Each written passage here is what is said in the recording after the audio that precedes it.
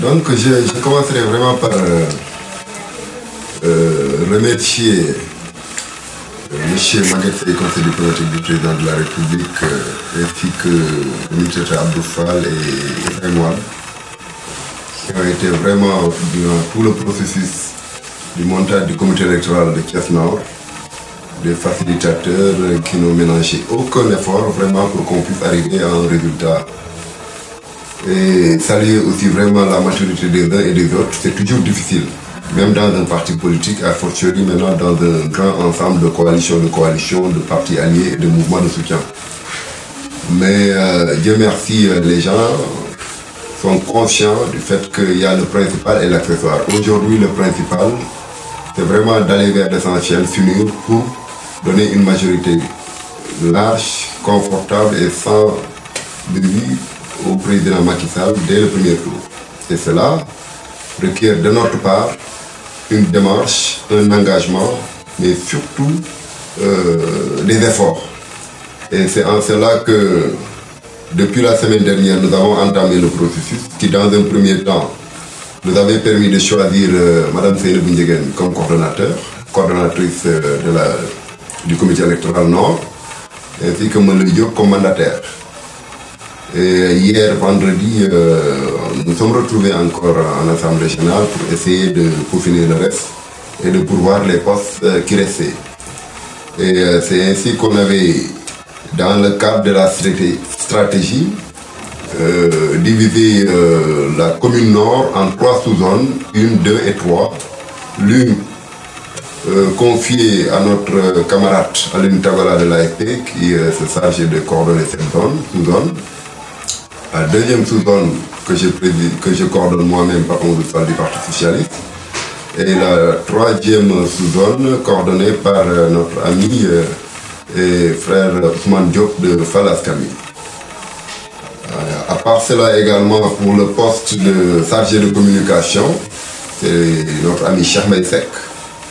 qui a été choisi à ce poste. Pour le poste de chargé de sécurité, c'est notre ami et frère Talla Ndiaye qui a été choisi à ce poste. Pour les femmes, c'est Diégay de l'APR. Et pour ce qui s'agit également du trésorier général, c'est le camarade Mor Ndiaye Mbaye de l'APR. Pour le chargé de propagande, c'est Sidat Kamara.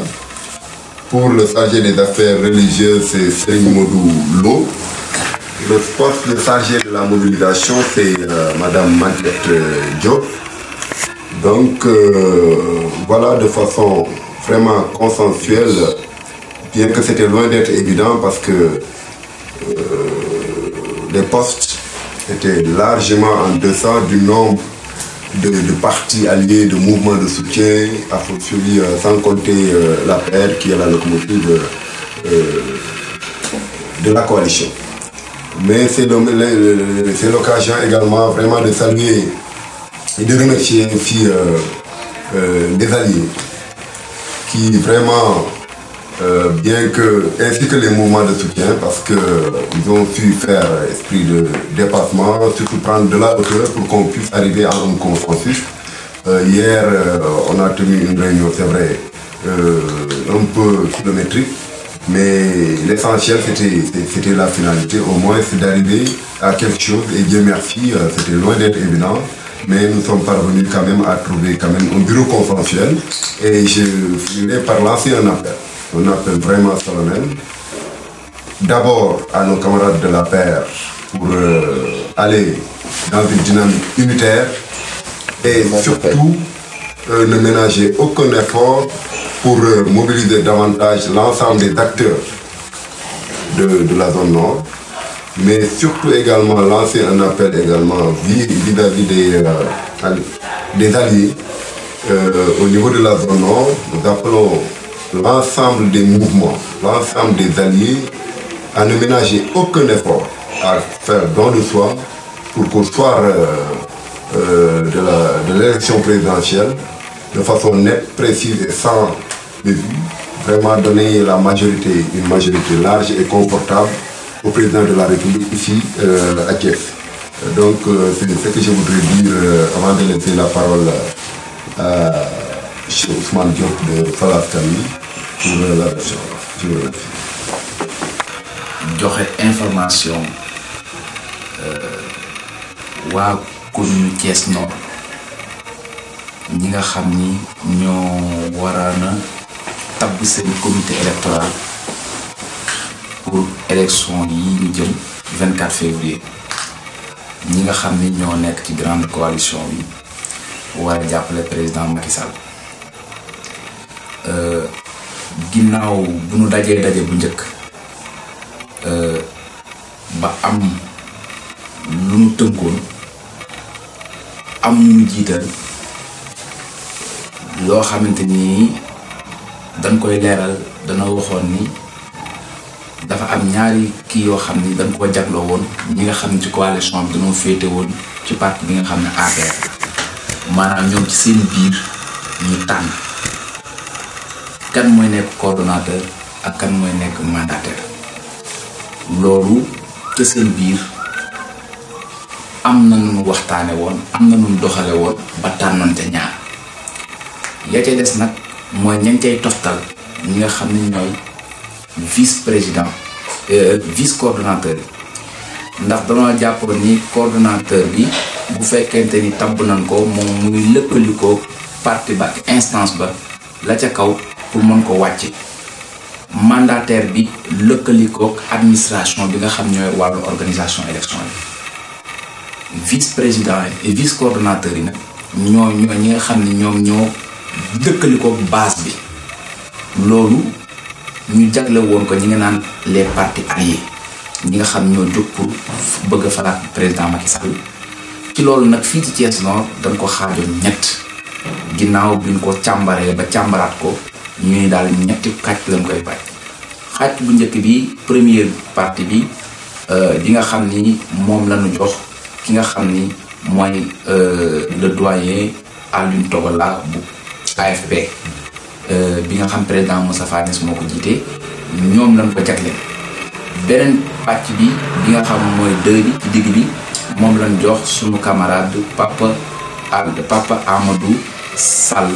bi nga xam ni moom moo nekk parti socialiste bu président Ousmane Tanor Dieng jiite beneen parti bi mooy zone 3 moom lan ma jox man Ousmane Diop bi nekk ci mouvance présidentielle bi bokk ci Fal Askan Wi bu Talla Sylla jiite donc ñett yooyu lan càmbar ba teg ko su ko defee loolu rôle bi mooy vice coordonnateur yooyu zone bu ci ne kenn ku ne di nga coordonné ñi nga xam ne ñooy coordonné quartier yi ñi coordonné centre de vote yi ak ñi nga xam ne ñooy dem ba ci bureau de vote yi donc loolu lépp liggéey boobu yëpp ci base bi ci wàll boobu yëpp ñooñu dañ koy coordonné donc su ko defee ci biir quartier yi am na beneen organisation yu fa ne yoo xam ne ñooñu dinañ liggéey ak ñoom ci wàllu li nga xamante ni moom mooy secrétaire administratif bi moom lañ jox Khady Cissé communication bi moom lañ jox toujours ci alliés yi moom lañ jox Cheikh Mbaye Seck donc ci wàllu beneen xaaj bi nga xam ne moom lañ waxtaane woon ci assemblée générale bi organisé ñi doon xam dañ leen a fal foofa ci wàllu organisation bi ñu ngi ko jox Astou Gueye Ndiaye bu Jaxaaw donc bi nga xam ne mobilisation la ñu ngi ko jox Soxna Maguette Diop bu Taxi Kaw ci wàllu finance bi ñu ngi ko jox ku naan Younous Diatta bi nga xam ne moo ànd ak Habib Niang bu ànd mouvement Suqali ànd Suqali Thiès qui est devenu ànd Suqali Sénégal donc beneen bi wàllu sécurité bi moom lañ jox ki nekk sama nijoor di sunu camarade di Talla Ndiaye bi nga xam ne moo dëkk Ngent ci wàllu religieux bi nga xam ne kilifa diine yi kooku ki ko chargé wu mooy Serigne Modou Lo bu kër Serigne Mbaye Lo bu Medina Fall donc chargé trésorier général bi moom la ñu jox ki nga xam ne mooy Mor Ndiaye Mbaye bu Medina Fall ñi nga xamante ni nii mooy wàllu jigéen ñi femmes yi ki leen jiite assemblée générale mi ngi ko jox jeegay donc loolu mooy li nga xam ni tënkoon nañ ko li alliés yi waxtaanee vraiment ñi ngi leen ci sant di ci gën parce que c'était pas évident ndax boo ñëwee déjà xool ni bi ñuy tabbu coordonnateurs yi ak mandataires yi jafe woon na woote na ñaari yoon ba ñetti yoon mu dooroo sotti biñ ko jaglee parti allié muy APR amoon na ay jafe-jafe donc ñun duñ wax li nga xam ne moo ci parce que kenn ku ci ne am nga loo xamante ni neexu la ci waaye ñun sañ ñu cee wax donc li ñu sañ mooy liñ ci naqari ñu jël ko ñun def ko muy doon loo xam ne dañ koy rectifier mu doon sunu liñ ci neex donc ci foofu lañ toll ñun ñi nga xamante ni ñoo nekkoon ay alliés ñu joxoon ñu loo xamante ni jafe woon na waaye maturité bi ak responsabilité alliés yi loolu dal na xel parce que wax nañ ni ñëpp fàtte nañ seen bopp ngir président Macky Sall te toog nañ ci waxtaan ci ginnaaw bi ñu guddee foofu jóge fa dem toogaat ci barab ba ay 2 heures du matin ba nga xam ne waxtaan nañ ci ba juboo ban lii moo gën nii leen mën a def pour mën a yeggale liggéey boobu kon donc bu loolu ci tënk mooy tey jii jóg nañu Thiès Nord xam nañ ko teg nañ carte bi càmbar nañ ko ni nga ko càmbaree mooy xam nañ ni ñetti pàcc dong la mën a doon ñetti pàcc yi nga coordonné ko ñoo xam ni am nañu expérience seeni parti am nañu expérience ñooñu fekk ñi nga xam ne ñooy base ba te nekk fa ay responsable ci gox bi te président Macky Sall intéressé leen victoire bi ak personne ressources yi nga xamante ni jóg nañ pour jàppale président Macky Sall ñu coordonné liggéey boobu ak ñoom fexe ba ndam am fa ci kii bi donc boo jàppee ni tey jii ci Thiès Nord dem nañ ba càmbar ba xam ni y a zone nord dans Thiès Nord